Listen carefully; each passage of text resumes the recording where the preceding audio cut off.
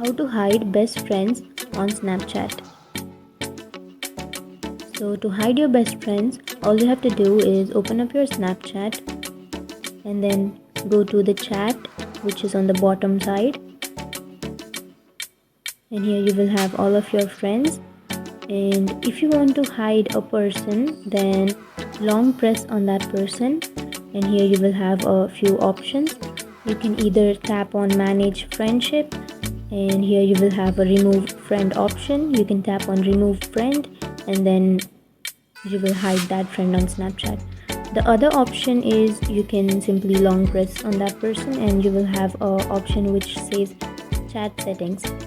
Simply tap on chat settings, and here you will have clear from chat feed. You can simply tap on clear from chat feed, and this person will be cleared from your chat feed, so that you will see less of this person, or you can hide this person from your Snapchat feed. So these were the two steps through which you can hide your friends or your best friends on Snapchat. And if you have any questions, feel free to comment below. Thanks for watching.